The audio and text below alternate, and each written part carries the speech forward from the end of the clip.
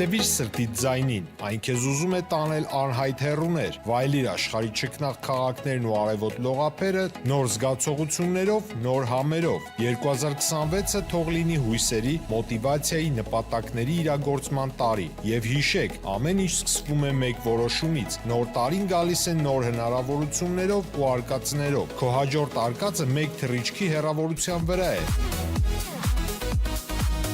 Travel with M 095 89 20 48 Արև ձեզ արգելի հեռուստատողներ, մենք շարունակում ենք կարևորագույն թեմաների քննարկումները, այս բան ես զրուցելու եմ նժար սահմանադրական շարժման համահիմնադիր Նինա Կարապետյանց հետ, շնորհակալ եմ Տիկին Կարապետյանց։ Սիրով։ Ընտրություններն անցան, ինչպես բոլոր ընտրությունների դեպքում հյուրախաղերով քաղաքական պրոցեսներին մասնակցողները անցան ջրի հատակը, մնացինք դուք, ես, մնացին իրանք երկար տարիներ մնացել են պայքարի մեջ։ Ընտրական գործընթացը անցավ, տեղի ունեցավ այն, ինչ կարծում եմ շատերը սպասում էին, որ տեղի կունենա, որովհետև գիտեք, դուք այլ հանրային գործիչներ, չգիտեմ, ես կարող ենք ռոմանտիկ լինել, որ իշխանությունը արդար ընտրություններ կկազմակերպի, բայց կարծում եմ այդ ռոմանտիզմը չի սազում նրանց, ովքեր նախկինում երբևէ ընտրություն են կազմակերպել եւ իրենք գիտեն, թե ինչպես են կազմակերպվում ընտրությունները։ Հիմա այդ հարցը անդադ քննարկվում, արդյոք շանս կար ընտրություններով փոփոխությունների։ Եվ եթե Այս ավելորդ անգամ ապացուցվեց, որ եթե իշխանությունը չի ուզում իշխանություն տալ, ինքը կարող է ընտրություններով պահել իշխանությունը։ Այդ դեպքում ո՞րն է ելքը։ Դե որ ելքը իմանայինք, ասում եմ վերջնական եւ ամբողջական վերջնական այդ բանաձևը པարզ լիներ, ինձ թվում է կարվեր, բայց ընտրություններով ես կարծում եմ ինչ որ իմաստով կարելի էր փորձել ավելի մեծ ազդեցություն ունենալ, եթե այլ ֆորմատ ընտրվեր, եթե այն նորից չխաղարկեին նախկիններ ներկաներ, որտեվ ինչքան էլ ասեն օրինակ հիմա ուժեղ Հայաստան ինքը նոր ուժ է, ինքը նոր է եկել դաշտ, ոչ մեկի համար էլ գաղտնիք չի իրենց փոխկապակցվածությունը, իրենց վայ, ասում եմ, այստեղ հարցը տալի ում հետ փոխկապակցված չեն եղել, այստեղ ավելի հեշտ ասել, ասենք իմ հետ փոխկապակցված չեն եղել, ես եթե NH-ներից եմ վերցնում, այնպես որ ուրիշ ֆորմատ էր պետք ու ես մտածում եմ, որ ժողովուրդը все-таки ավելի շատ ձայն կտար, ավելի շատ մասնակցություն կունենար, եթե այլ ֆորմատ առաջարկվեր։ Ինչ ֆորմատ։ Ֆորմատ, որտեղ շատ տարբեր քաղաքական հայացքներ ունեցող մարդիկ все-таки կոալիցիոն ժամանակավոր կառավարություն կստեղծեին։ Հիմա իրանք ասել են առաջարկեք, ձեր ձեռքով էր բռնել։ Եթե մեռանք առաջարկելով, ասում եմ դուր չի եղել, որ բառացիորեն ասում եմ դուր չի եղել, որը չենք ծծել։ Այն որ ասում են մեծ ուժերիներ հետ գնացեք, խոսացեք այն ուժերի հետ, որոնց հետ դուք հաշտ չեք եղել, իրանց հետ է գնացեք, խոսացեք, կոնկրետ նժարը գնացել է բոլորի հետ է Տիկին Կարապետյան, իսկ գուցե անիմաստ է ուժերի հետ գնալ խոսել, գուցե ավելի ճիշտ է խոսել ժողովրդի հետ, ունենալ ժողովրդական աջակցություն, եւ այդ ուժերի աջակցությունը արդեն էականել չլինի, իրենք կմիանան, չեն միանա, հա։ Մենք հիմա օրինակ ընտրություններից հետո երբ որ պարզ դարձավ, որ քաղաքական ուժերը շատ դեպքում կամ գաստրալորեն ժամանակավոր գալիս են ընտրություններին մասնակցում են տուպը փող աշխատելու համար, որտեղ նիշաներ նաև զբաղեցնելու համար, որտեղ կային թիմեր, որոնք երկար տարիներ զբաղացնում են օրինակ ժողովրդավարների նիշան, արևմտամետների նիշան, բայց իրանք իրանց ամբողջ էություն ոչ ժողովրդավար են, ոչ բան են, հա, մի խոսքով, բոլոր նիշաները հերթով զբաղեցրած են ու արհեստականորեն զբաղեցրած են, որպեսզի նոր մարդիկ, նոր ուժեր, նոր թիմեր այդտեղ չհայտնվեն։ Բոլորը թռնում են ռուսամետների նիշից, գուցե ձեզ հետ մենք այդ նիշան բռնեինք։ Ու դրա համար մեր առաջարկը հետևյալն էր, որ պետք է ստեղծել միջավայր, որտեղ բոլորը պիտի լինեին, բոլորատեսակետները ունեցողները պիտի լինեն, բայց հասկացանք, որ դա չի աշխատում, այդ տարբերակը շատերի համար ընդունելի չի։ Իսկ նախկիններ, այսպես կոչված, որ պիտակավորում են կամ չգիտեմ, ֆիքսում են, որ իրանք նախկիններից են, այդ մարդկանց ճնշող մեծամասնությունն էլ ուղղակի ուզում է հաշտա միանձնյա կառավարման դերի հետ, իրանք տենց են պատկերացնում պետության կառավարումը։ Ասենք, տես չէ, մարդկանց բնույթն է, այդպեսին մի խոսքը, ես այսպես հստակ չեմ հիշում, ում հարցով էին դիմել Ստալինին, Ստալինի հարցը, պատասխան հարցը եղել էր, իսկ իրենք քանի դիվիզիա ունեն։ որտեվ ինքը պատերազմ էր հաղթել, ինքը ամեն ինչ դիվիզիաներով էր հասկանում։ Հիմա տեսեք, պատկերացեք, դուք ենթադրենք գնում եք Նժար սահմանադրական շարժումը, գնում է նախկին նախագահի վարչապետի մոտ, հա։ Իր մոտ հարց է առաջում, իսկ այս մարդը ինչ պաշտոն է զբաղեցրել։ Առաջինը, չէ՞։ Կամ քանի մարդ կարող է ինչ կաբինետ կարող է կազմել։ Գնում եք միլիարդերի մոտ, ինքը հարցնելու է, իսկ ինչքանի միլիարդ դուք ունեք։ Որովհետև երբ որ ասես դու նախինում պաշտոն չես զբաղեցրելու հատկապես միլիարդ չունես, ոնց որ Ստալինի հարցի պատասխանն է լինում, որ ոչ մի դիվիզիա չունեք։ Գախնիկով ասում եմ, չած գախնիկ չի, իրականում եթերում բազմաթիվ անգամ ասել եմ, մենք եղել ենք եւ նախկին նախագահների։ Հարցրեցին ձեզ, քանի միլիարդ ունեք։ Այդ հարցը չեն տվել։ Հակառակը ասել են, մենք կողմ ենք, որպեսզի ստեղծվի ժամանակավոր կոալիցիոն կառավարություն, այդ ամբողջական պատկերը որ կա դաշտում, իրար չսիրողները այդ թվում նաև, որովհետև միլիարդով հաշվողները ավելի որոշիչ եղան իրանց դիրքորոշումը, քան քաղաքական պատկերացումներ գաղափար փորձ ունեցողները։ Երբ որ արվում է առաջարկ, որը բոլոր ժամանակներում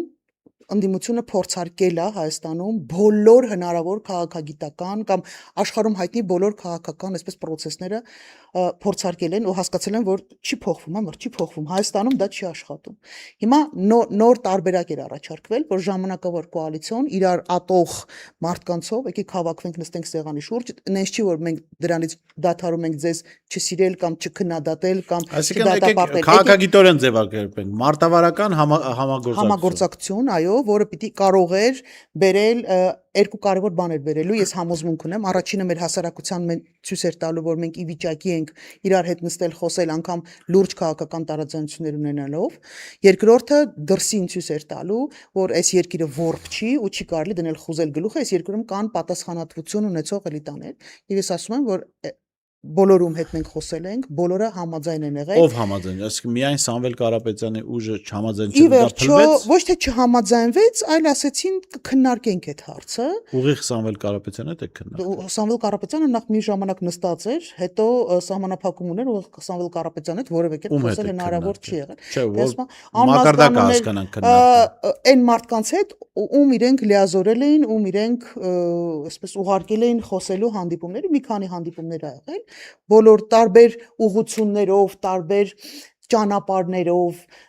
երբ որ հասկացանք, որ գուցե ճիշտ չի հասցվում ինֆորմացիան կամ ճիշտ չի ընկալվում, որպեսզի ճիշտ հասցվի տեղ այդ ինֆորմացիան, փորձեցին էլի շատ բազմաթիվ ուղղություններով եւ հիմա բոլորը համաձայն էին, բացի Ուժեղ Հայաստանից։ Ես չեմ ասում, որ Ուժեղ Հայաստանը համաձայն չի եղել։ Ուժեղ Հայաստանը ասել է, մենք կմտածենք այդ ուղղությամբ։ Ну, երևի միջև բան մտածում են։ Դե երևի մտածում են, ինչ ասեմ։ Դե ձեզ ոչ մի բան չի հուշում։ Դե դա թող հուշի հասարակությանը։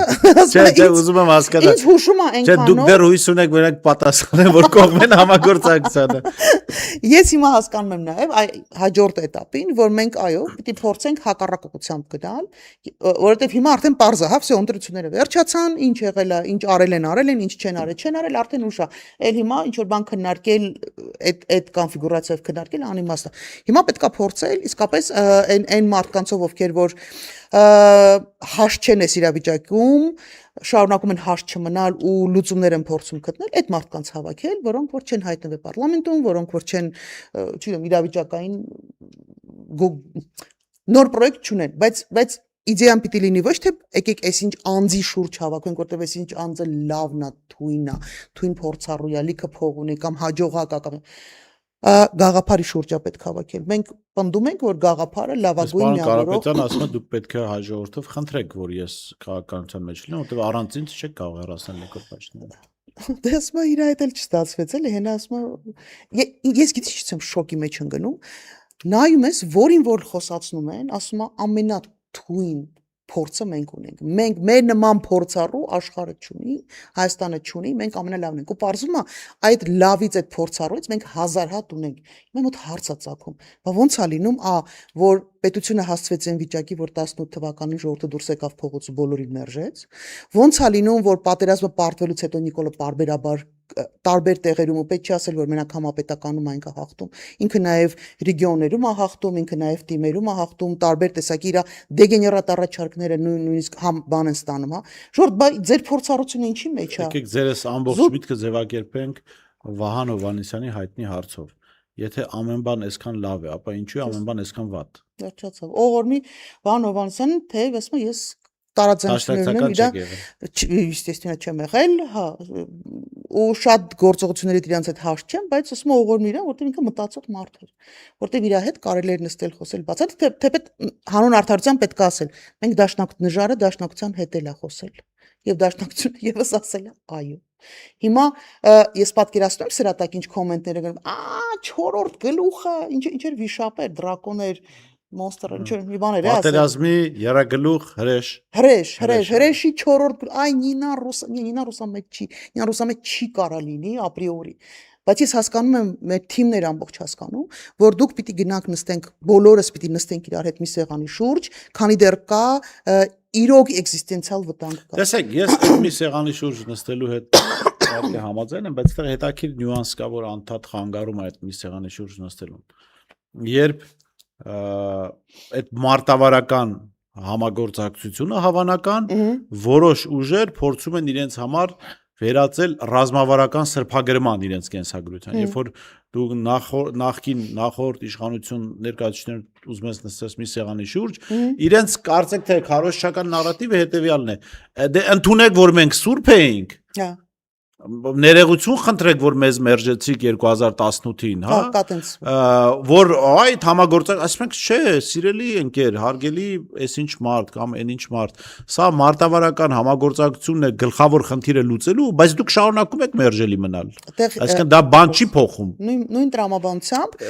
սա չի խանգարում այդ մի սեղանի շուրջ նստելու, որովհետև երբ որ մարդիկ այդ մարտավարական համագործակցությունը փորձում են վերածել իրենց համար, իրենց կենսագրության, անցած ճանապարհի սրբագրման, դա կներեք անթույլատրելի է։ Որտեվ գրեթե բոլորը իրենց եսը ավելի բարձր են գնահատում, քան մեր պետական մենքը։ Այդ տրամաբանությունից է, որ մենք դեռ խնդիրներ ունենք, բայց նորից պիտի ասեմ, մենք առիթ ենք ունեցել հանդիպելու նախկինների ամենաբարձր մակարդակով եւ մենք ստացել ենք։ Հետո ասում եք ռուսամետ չեք, բոլոր ռուսամետ ուժերը հանդիպել եք։ Բայց մենք հանդիպել ենք ոչ միայն իրանց հետ, մենք հանդիպել ենք դաշտում այլ ուժերի հետ էլ, որոնք вообще ռուսամետ չեն։ Գուցե շատ փոքր են, գուցե նոր են, ձայնագրություն կհրապարակի, որտեղ ձեզ փողել են տվել, տիկին Ես սպասում եմ, իմիջիալից ինձ նոր, չգիտեմ որտեղ է հարցազրույցի, ասեց բա դու խի նստած չես, ու մտածում ես կարող է թազաբան է, էլի տենց ոնց ասեմ, խարան է, էլի, եթե դու նստած չես, ուրեմն դու կարող ես մի բան չկա։ Չէ, ես սպասում եմ, նենց չի որ այս իշխանությունների ժամանակ եմ մենակ սպասել, դեռ իրավապաշտպան եղած ժամանակ ես անդադ սպասում եմ, որ իմ հետևից մի օր գալու են։ Այդ սպասումը իմ մոտ միշտ կան, հենց որ ոչ մի զարմանալի բան չկա։ Ամեն ինչ էլ կարան հրապարակեն, կարան երկու ոնց որ ում վերաբերալ էր, չեմ հիշում, երկու տիկնոջ այն Ղազինյանի կարծեմ, երկու կանանց զրույցների մեջ մի քանի անգամ անունա հնչում, հետո այդ տղային գալիս են հավաքում տալու։ Առանց որևէ հիմնավորումներ, հենց որ ոչ մի զարմանալի բան չկա։ Լավ կլինի, որ ձեր գրպանը հոկտեմբերի 20-ը գցեն, դա Իմ գրպանը կան ամեն ինչն էլ գցեն, իմ դաժե Քենեդու ջանդամ թե ես այդ վաղ ծնված չեմ եղել, այո։ Հիմա տեսեք, ես նայում եմ հանրային քննարկումներ կան, կարծեք թե դուք մասնակցում եք դրանց։ Կարելի է համարել սա նոր քաղաքացիական հասարակության ձևավորման գործընթաց, որովհետև այն ես շագերտների մեջ եմ ասում այդ եղած քաղաքացիական հասարակությունը նախկինում դա պարզվեց, որ զուտ կամ փող աշխատելու միջոցեր, այսինքն իրենք ներկայանում են իրավապաշտպաններ, չգիտեմ, կանանց իրավունքների, մարդու իրավունքների, ընդհանրապես բոլոր տեսակ իրավունքների պաշտպաններ, բայց երբ եկավ X-պա, որ իրենք իրականում պետք է իրավունք պաշտպանեն, բարձրաց իրենք բոլորը իշխանության տակ են։ Նու բոլորը չասեմ, որովհետև դուք եք այդ դաշտից, բարձրաց զգալի մասը իշխանության տակ են կամ ով փող է վճարում։ Հիմա սա կարելի է նոր իրական քաղաքացիական հասարակության ձևավորման փուլ, որտեղ ես այնտեղ տեսնում բավական հարգարժան մարդիկ, ովքեր անշահախնդիր պայքարի մեջ են, ոչ մի գրանտ էլ էսպայն չեն ստանում, գուցե ապագայում ստանան, գրանտ ստանալու մեջ վատ բան չկա իրականում, հա, այդ պիտի մարդիկ հասկանան, որ գրանտ ստանալու մեջ վատ բան չկա,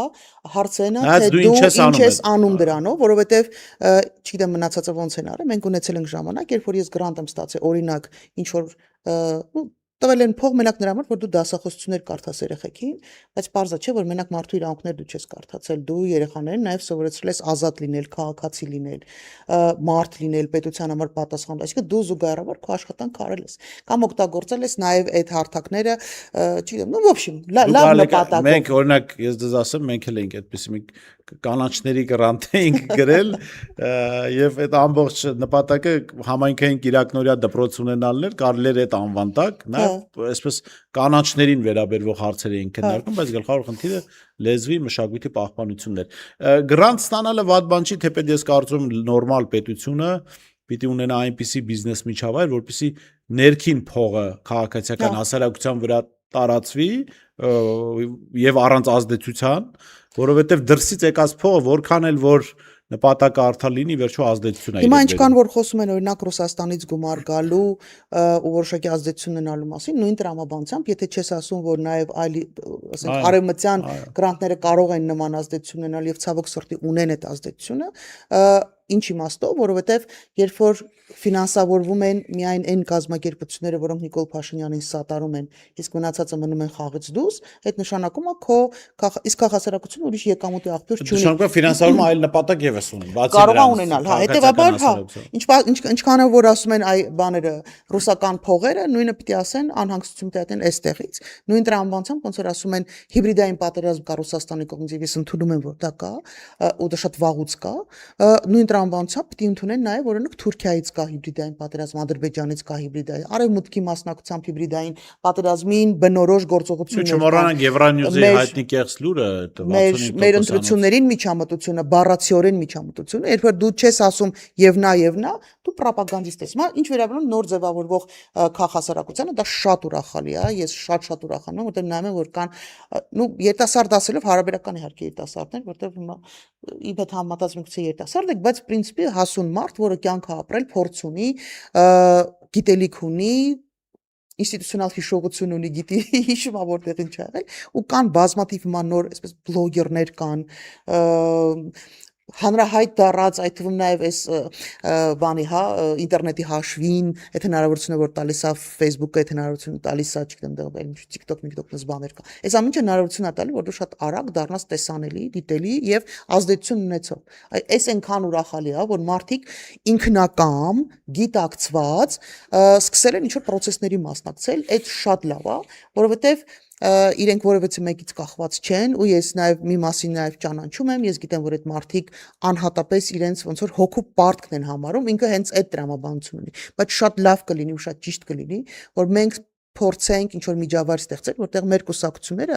մեր քաղաքացին կֆինանսավորի մեր կուսակցությունները, մեր բլոգերներին, ազդեցությունից մեր քաղաքասարակությանը մենք կֆինանսավորենք։ Ես հասկանում եմ, որ այդ ծանր է, դժվար է, տեղից ասում եմ մարդկանց հալը հալ չի, չգիտեմ վաղ ինչ ալի։ Հավատացեք, ոչ ծանր է, ոչ դժվար է։ Դա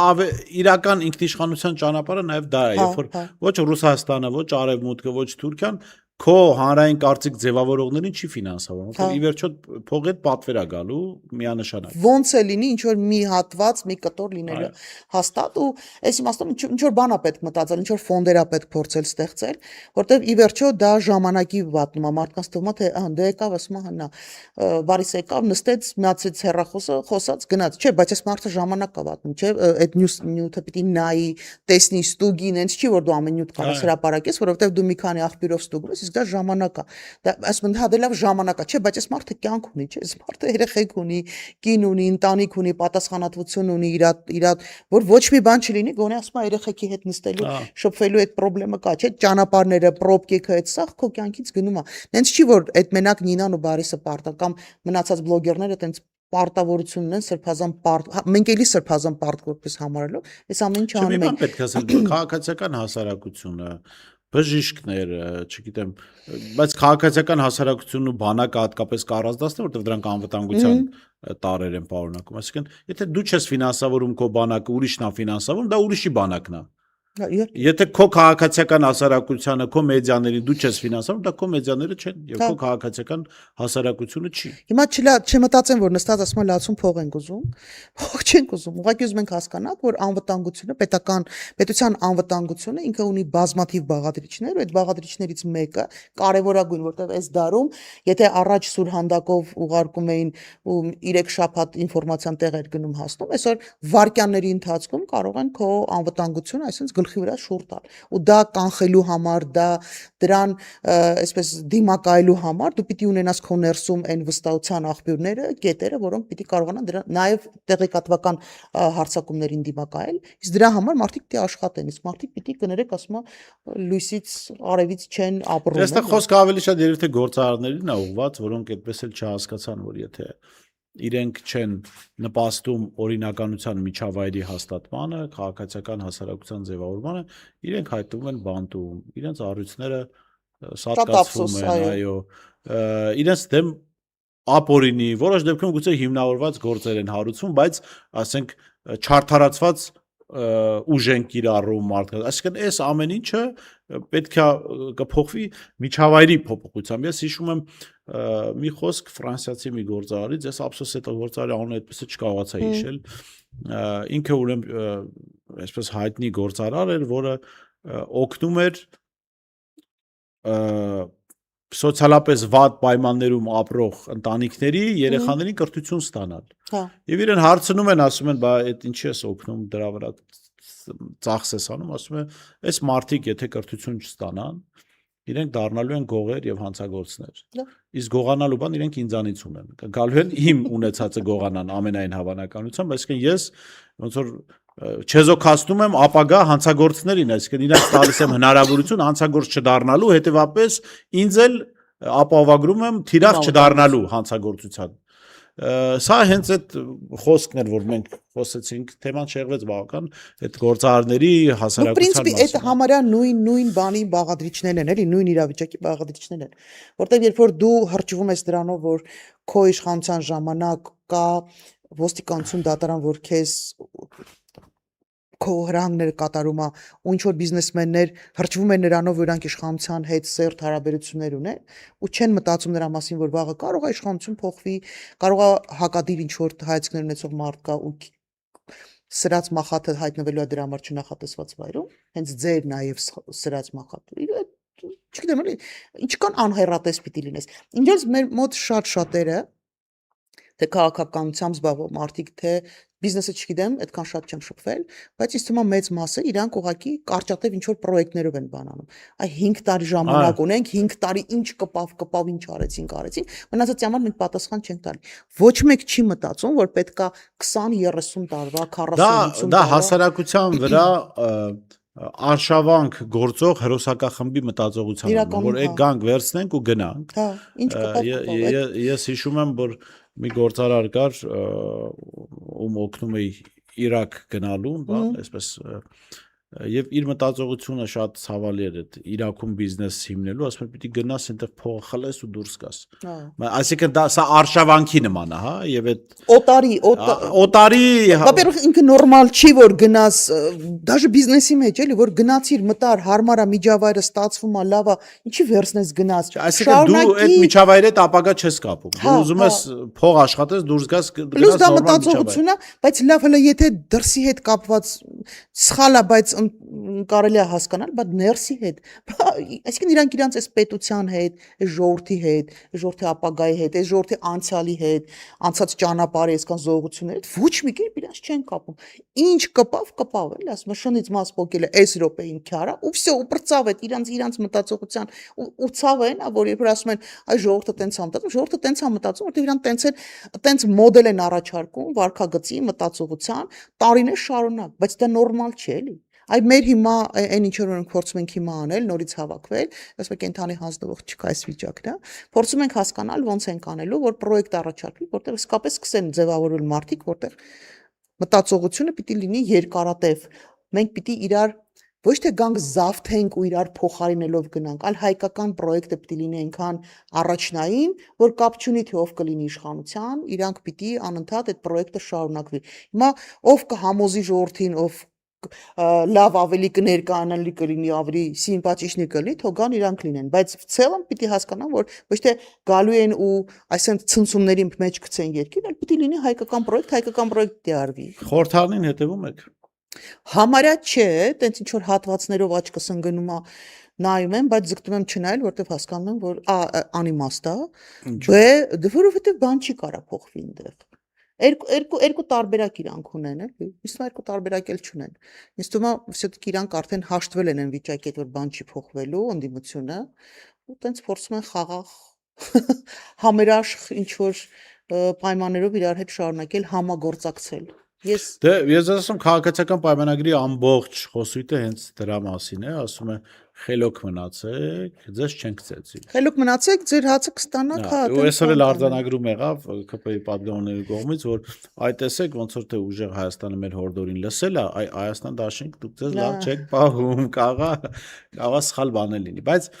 հեսա մի կողմից, մյուս կողմից ես հետևում եմ դե գործունեություն աշխատանքի բնույթից էլ ստիպված ենք մենք այդ դաշնակիր աշխատանք հայո կատարել։ Ես ցավալի մի արձանագրում եմ անում, որ մի կողմից ունենք հակահայկական խումբ, որը հակահայկական է, բայց քաղաքականապես ավելի հասուն է։ Իրենց տեքստում թեկուզ իրենք էլ պրիմիտիվագույն քարոզիչներ են տեղ ունեն, եւ կա ընդդիմություն, հատկապես ամենամեծ խմբակցության մասով, այնպիսի պրիմիտիվ բաներ են հնչում, ասենք, ոնց կարելի է այս իրավիճակում այսպիսի բովանդակային խնդիրներ կան, Ռուբեն Ռուբինյանին հարցնել դուք Թուրքիայում թուրք տեսել եք թե չէ։ Հա, շատ ցավալի է։ Կամ Թուրքիայի այդ թուրքին որ տեսակ կանտովկեն ոնց էր, ասի գիտեք, գուցե մարդկանց թվում է թե սա խայպ է, լավ բան են բռնել, թեմային, բայց սա հիասթափեցնում է մարդկանց։ Այսպես լավ կներես մենք որպես ընդդիմություն դուք գնացել եք խորհրդարան այս տեքստերն ասելու համար։ Մենք ես ունեմ ընկերներ, եւ կներեք դրա վրա թույլ տակ որ հասարակության աչքերում ԿՊ-ն ավելի հասուն է եւ քաղաքականապես։ Որտեղ սկսում ես կասկածել արդյոք պատվավոր երկրորդ տեղի համար չէր ամբողջ պայքարը այս ընթացքում։ Ես ունեմ շատ մարդիկ ծանոթներ, ընկերներ, բարեկամներ, որոնք ասցին մենք շատ գնահատում ենք քո աշխատանքը, մենք շատ դուր է գալի ձեր միտքը գալ կոալիցիոն կառավարություն ժամանակավոր բոլորին դեմ մասին է խոսքը, բայց մենք ձայնը տալու ենք Սամվել Կարապետյանին, որտեղ ամենաշատ շանսը ինքը ունի իշխանափոխություն անելու, Նիկոլ Փաշինյանին հեռացնելու։ Ես անկեղծորեն հիմա այդ մարդկանց համար շատ ցավում եմ, որտեղ եթե իրանք հիմա նստած նայում են, որ Նիկոլը միևնույն վարչապետ է, իրանց թիմը միևնույն է մեծամասնություն է, իսկ այդ խմբակցությունը հիմա հարց է տալի կանտովկեն ստուգել ես թե չէ ստուգել կամ Թուրքիայում թուրք տեսել ես թե չէ, եթե այդ է, ես իրանց համար շատ ցավում եմ, որտեղ պատկերացնում ինչ ստրեսի մեջ են էլ այդ մարդիկ, որտեղ ես գոնե հասկանում եմ, հա մենք պարլամենտ չենք անցել, մենք խնդիր ունենք, դժվարություն ունենք, մեծ շատ չարչարվեցինք, բայց չստացվեց, բայց ես գոնե խղճի առաջ հանգիստ եմ, էլի։ Ես հասկանում եմ, որ գոնե այդ ցիրկին չեմ մասնակցում։ Լավ, բայց այստեղ դեր մոտ հարց չի առաջանում։ Դեր մոտ հարց չի առաջանում, ինչ խնդիր է լուծվում նման մարդկանց։ Լավ, փորձառու, թեկուզ այդ ձեր հանրային քննարկումները, որ ես նայում եմ, այդտեղ բավական հասուն փորձառու մարդիկ կային, այլ մարդիկ կան, որոնք չեն մասնակցում այդ հանրային քննարկումներին։ Լավ, ինչու չձևավորվեց փորձառու քաղաքական մարդկանցով խումբ, ի վերջո պարզ է, չէ, իրենք այդ ֆրակցիայով փող չեն աշխատելու, փողի կարիք չունեն հաստատ էլի, որ գոնե քաղաքականապես Փաշինյանին որպես ընդդիմություն նաև մնացող խմբակցությունը ոչնչացնելու հնարավորություն ունենար։ Եթե չեմ սխալվում, ասենք ապրելու երկիրը գնաց իրանց միացավ, չէ՞, սատարումը հայտնի։ Ես օրինակ չեմ հասկանում, ինչի օրինակ Մանե Թանդիլյանը չկա պարլամենտում այդ երիտասարդ ամենայն հարգանքով ես գտնում եմ որ երկրում պիտի սերնդափոխություն լինի քաղաքական ուժերի մեջ էլ պիտի փորձառություն էլ պիտի լինի էլի ի վերջո խորհրդարանը նոր ինչ-որ բան սովորելու մենք օրինակ հաստատ երկուսով էլ կարանք ասենք լիքը մարդկանց ովքեր որ օրինակ 20 պլյուս են 25 տարեկան են օրինակ բայց իրանց քաղաքական կարող է չի ձևավորվել իրանց այդ ամբողջական չկա բայց իրանք գոնե քաղաքական մտածողություն ունեն ինքը գոնե հարցը կարող է մի քիչ տենց թույլ ձևակերպի բայց մեջը քաղաքական միտք լինի բա լավ հեչ չեք նայել օրինակ ինչի էլի մարդիկ կային ովքեր սատարումը հայտնեն բայց այդ մարդիկ ինչի չկային ցուցակում ու պարլամենտում ես իսկ ինչի Բարիս Մուրազին չկա պարլամենտում։ Որ ուժեղ Հայաստանում։ Չէ, բանում են դե մեզ ժողովուրդ այդքան ձայն չտվեց։ Հա։ Մեր ժողովուրդը Ну, ես չի որ քննարկել։ հիմա այս բան ձեր մոտ բոլոր ովքեր ներկայացված են բերամ տենց։ Դե հիմա այս բային իրանք մերոնք են, որովհետև ես լրագրող եմ հիմա ճիշտ ասած։ Դե հա, Այո, ցելը հասկանալի է։ Չէ, պետք է շատ լավ մտածել։ Եթե ստացվել է նենց որ բավարար չէր իշխանապողություն անելու համար ինչ որ գոնե պիտի ցուցակով բարձրացնելով հասնեին այն մարդկանց, որոնք հաստատապես բան կլինեին, էլի, այնտեղ ներկանալի կլինեն մի կողմից, մյուս կողմից ես անկեղծ ասած այդ երբ որ հարցը հնչում այնտեղ թուրք տեսել եք թե չէ, կանտովկի նայել եք թե չէ, օրինակ ես կասկածներ ունեմ այդ մտածողություն ունեցող մարդկանց կարան Պիրիմանիդյան են, հա, ոնց որ իրանց մոտ քաշեն Նիկոլ Փաշինյանին, ես շատ մեծ կասկածներ ունեմ։ Հետո գիտեք, հասարակության մի շերտ կա, ես նաև նկատում եմ մեկնաբանություններում շատ ակտիվ հետևում եմ հասարակ ինչ արձագանք տալի մեր քննարկումներին եւ այսպեսի բան կա, վստահաբար այստեղ էլ կգրեն ձեզ ինձ, հա, որ դուք նախանձում եք ուժեղ Հայաստանին կամ չգիտեմ Հայաստան դաշինքին կամ դուք չեք անցել խորհրդարան դրա համար, այ դուք բոլորին դեմ եք, չէ, խնդիրը չի, որովհետեւ նորմալ քաղաքական մարդու համար գլխավոր խնդիրը Նիկոլ Փաշինյանին հեռացնելն էր։ Եթե դու Փաշինյանին չես հեռացրել, դա ոնց որ գիտեք ինչ 44 օրյա աղետալի պատերազմից հետո հայկական բանակի զինվորները պայքարային պարգևների, մեդալների համար։ Ախպեր դու կրվել ես պատերազմ, ի՞նչ կապ ունի, դու ինչ մեդալ ունես։ Եվ ընդհանրապես պարտված պատերազմից հետո մեդալները ամաչելու առիթ են, ոչ թե հպարտանալու, եթե զոհված տղաների մասին չի խոսք, հա։ Հիմա այդ իմաստով գիտեք, ես կարծում եմ հասարակությունը ի վերջո պիտի գա բանի մի հատ մտածողության, որ քաղաքական ուժերը, գործիչները գործիքներ են նպատակների հասնելու, խնդիրներ լուծելու համար։ Եթե դա ուժեղ Հայաստանով չի լինում, եթե չի լինում Հայաստան դաշինքով, եթե չի լինում բոլորին դեմելով, պետք չէ ուժերին պաշտպանել, ասել, վայ, այս ուժին բան մի ասեք, չէ։ Քննադատությունը միշտ օգնում է ավելի լավ լուծումներ գտնել։ Լավ լուծումներ գտնել։ Հիմա եթե առողջ մտածողություն ունեն, իրանք էլ պիտի իրանց ներսում մտածեն, ասեն Ժորժ ջան, լավ, իսկ միգուցե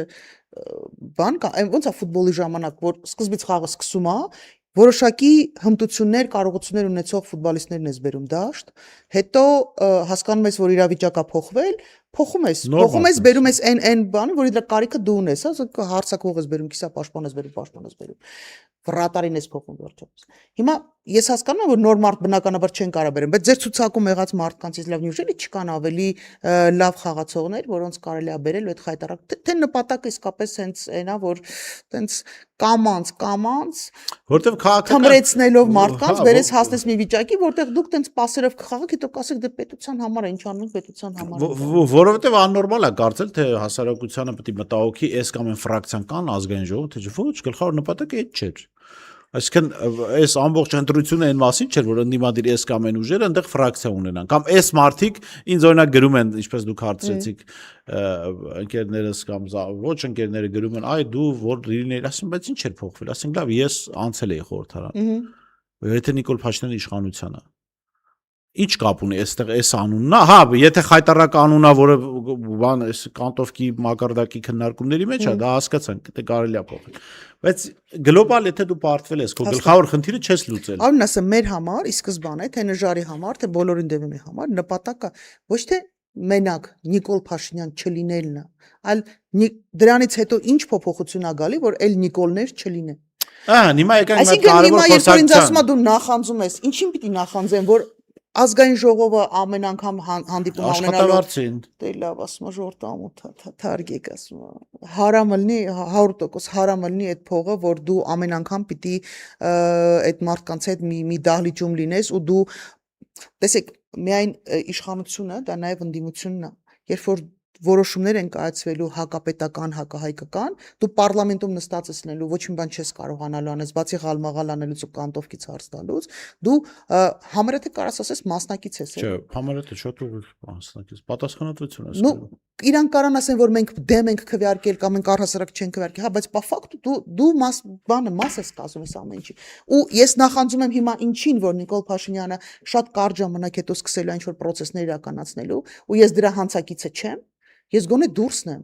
Դրա համար ենք, երբ որ մենք ասում ենք, մենք գալու ենք parlamento, եթե մեր պրոյեկտը բոլորին դեմ ասում ենք չիրականացվի, մենք մանդատը վայր ենք դնելու, որովհետև մենք չենք ուզում լինել այդ խաղի կանոնները, շատերը ասում են, այս ինչա խոսում, ասում են, գալու են մանդատները վայր դնել։ Դուք ձեր խոսքում այդ շատ կարևոր թեմա շոշափեցիք, որի մասին անդադ փորձում եմ գործիչների հետ խոսել, որովհետև Նիկոլին հեռացնելը միակ լուծումը չի։ Իհարկե։ Ինչու, որովհետև Նիկոլ Փաշինյանը մեր 30 ու քանի տարվա պետականության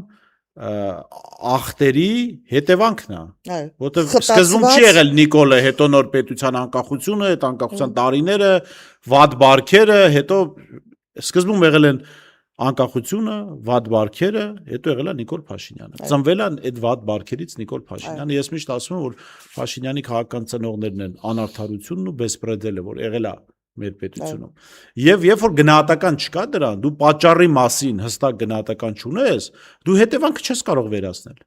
Շատ ճիշտ։ Դա նման է, որ ասենք մարդը լիարդի խնդիր ունենա, դու այդ դեպքում աչքերը ինչ որ դեղնում են, չէ՞։ Դու աչքերի դեղնակցության դեմ պայքարես, չգիտեմ, ինչ որ հեղուկներ կաթացնես աչքերի մեջ,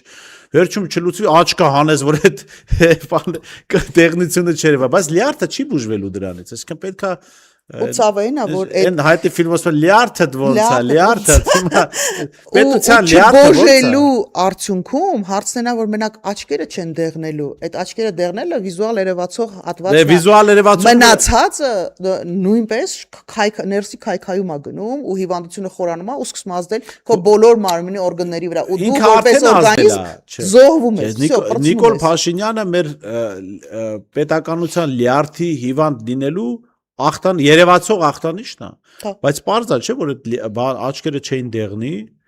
եթե ազգային անվտանգության ծառայություն ունենայինք իրականում, աշխատող, ֆունկցիոնալ, պետության անվտանգությունը ապահովող, եթե ունենայինք բանակ, որը կայացած էր, ինստիտուցիոնալ է առումով, փառք ու պատիվ են տղաներին, ովքեր իրենց կյանքը, առողջությունը նվիրեցին ու հիմա շարունակում են պատվով, բայց ինստիտուցիոնալ իմաստով, այսինքն մեր բանակի ախր այսօրվա բանակի դեմքը Էդվարդ Ասերյանն է, որը 2022-ից սպասում է, որ ադրբեջանցիները սովածանալու են ու ջերմուկից գնան։ Ստեղ դաժե այդ կարար սենց լավագույն ինստիտուտների կայացման հարցը կարար ամենաբարձր մակարդակիչներ կամ դաժե միջին մակարդակիչներ։ Երբ որ ամբողջ իշխանությունը, բոլոր ժամանակների իշխանությունը հետևողականորեն Հայաստանի Հանրապետության քաղաքացուն ճնշել է, բռնություններ ա կիրառել ու թույլ չի տվել, որ ինքը ձևավորվի որպես քաղաքացի, փողոց դուրս գա պայքարի անարդարության դեմ, ու այսօր կլորացած զարմացած աչքերով ասում է, ո՞ս կլինի։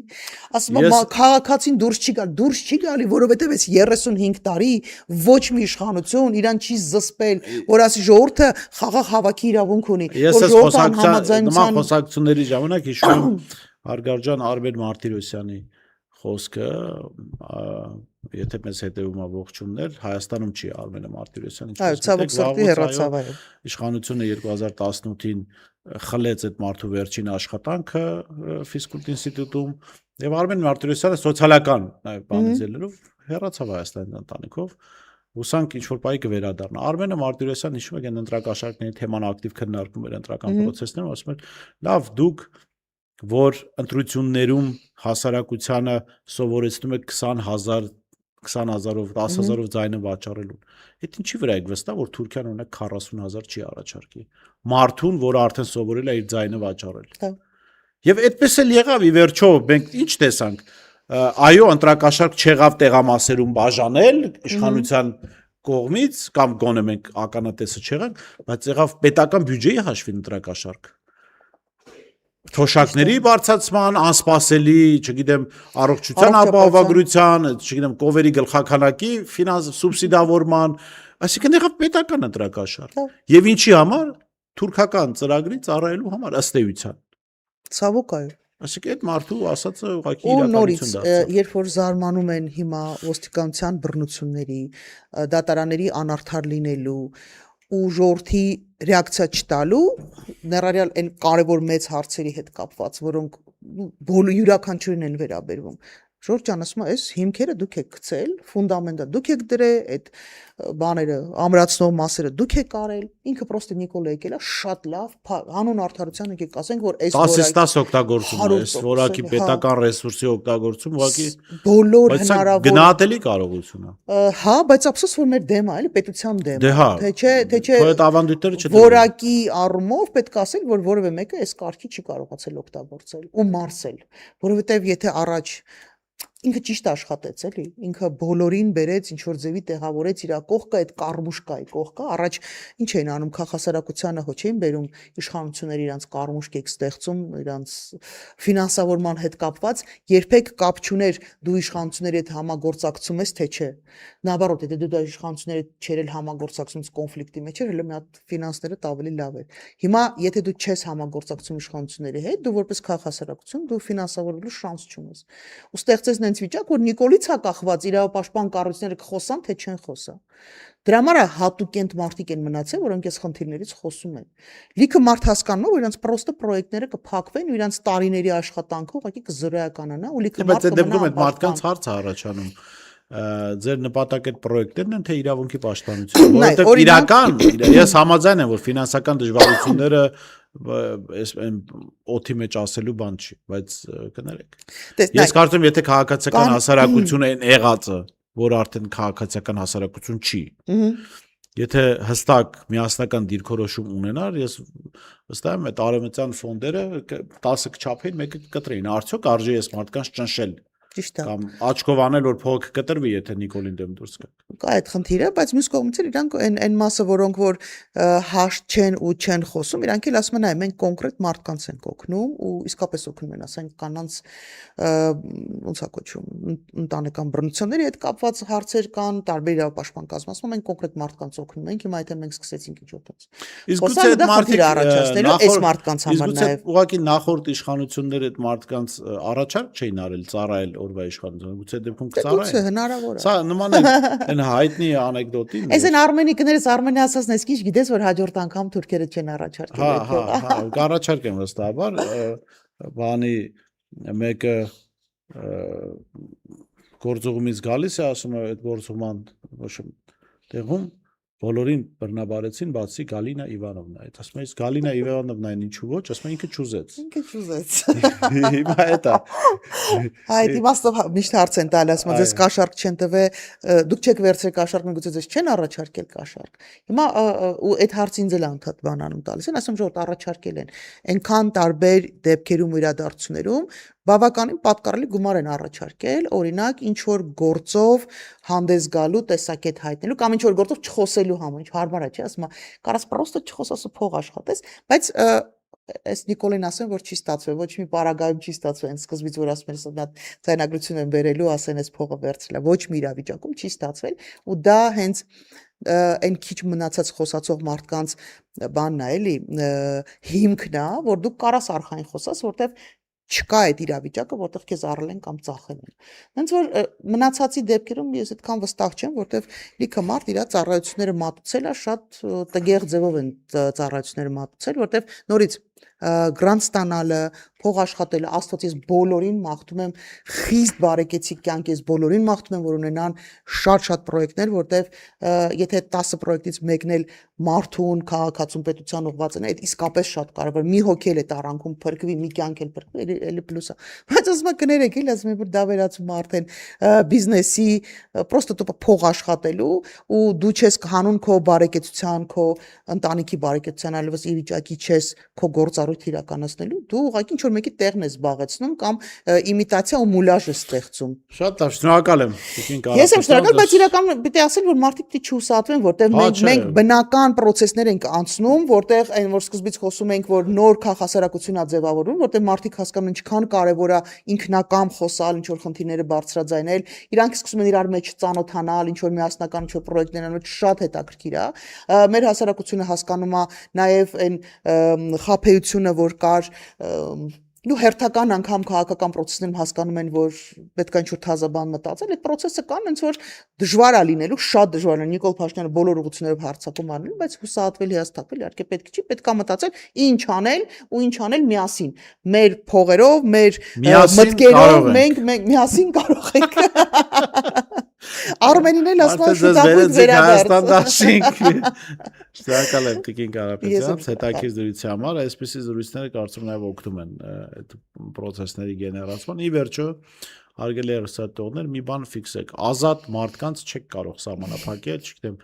ասելով նախանձում եք, չգիտեմ, անիծելով, բանով, որովհետև ի վերջո հասարակության ամենաարժեքավոր էլեմենտները ազատ մարդիկ են, որոնք կարողանում են կոմֆորտ զոնայից դուրս գալ, ասել բաներ, որոնք պետք են հասարակությանը։ Թե չէ, այնքան հեշտ է լռել, երբ որ ուզում են մարդիկ կամ խոսել, երբ որ ուզում են։ Լավ մնացեք, Տիկին Կարապետյան, ցտեսություն կհանդիպենք։